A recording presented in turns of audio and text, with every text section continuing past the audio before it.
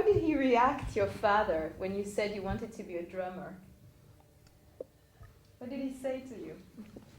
He said that he was sorry, but that was a mistake he couldn't let me make, and I would have to kick his ass to get out the door.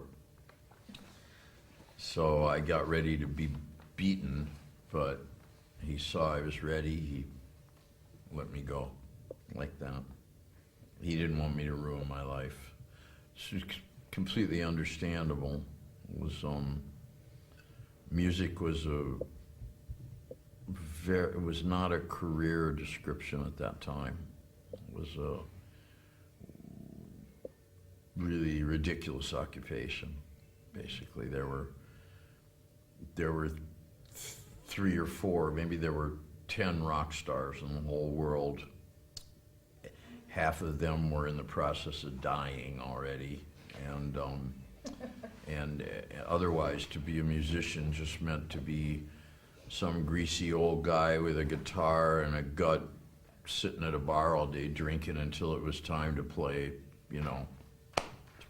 play cover songs. So at least my kind of musician, I wasn't going to be in the Detroit Symphony, so.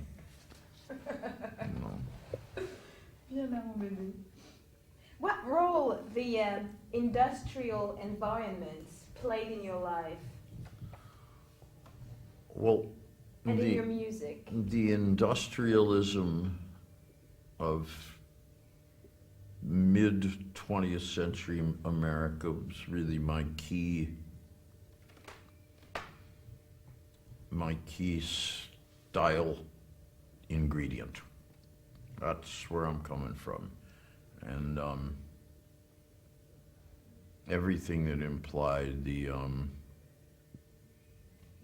wanton waste and destruction of the gasoline engine, the power and irresponsibility of the large motor car on the open road, the Metropolis, Fritz Lang, Metropolis. But at the same time, above all, to avoid having a job. I really understood instinctively that this thing works like a pyramid. I would prefer to be at the top. Yeah. What did you learn from the prime movers? Well, the prime movers were a bunch of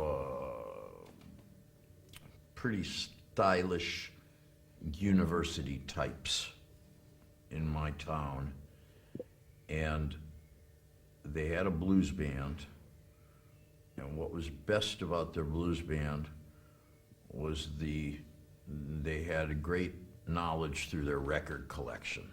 And so while I was really only hearing what you could hear on the radio, which was mostly horrible except for just a few, it was a good time, so you could hear Dylan, Kinks, Stones, Who, Beatles. There weren't many good Americans in the early 60s. It was a bad period.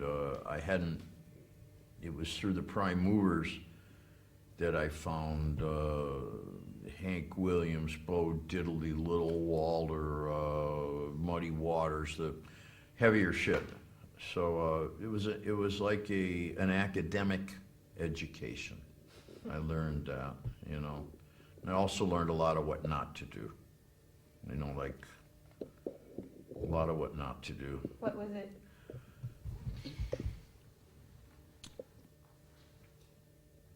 Don't look down on your audience. That was the big one. That happens a lot around academia. Never look down on your audience. If somebody wants to come to my show and they've got one leg, cross eyes, drooling, and they've got cancer and swine flu. I want you at the show.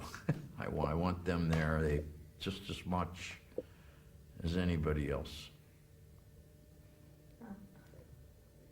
You were a pickup drummer for the Motown band. What do you remember for the sessions with Motown? Well, I never did recording sessions for any Motown acts. What I did was backed them up, various of them, when they were somewhere where I was and they had to play live. And what they would do is, in those days, there was no touring business for those groups because there weren't enough people with money.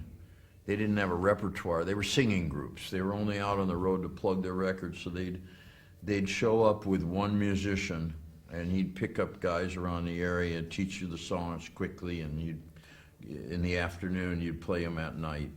And I saw a lot of really cool butts.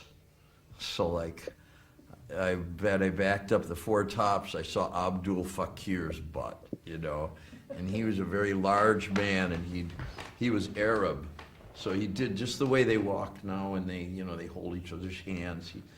He made these very brotherly gestures toward the rest of the Four Tops. And I saw the guy in the Contours' butt, you know, and he did "Do You Love Me?" and his butt would shake, you know, when he did it. And the best butt I've ever backed up was the Shangri-Las.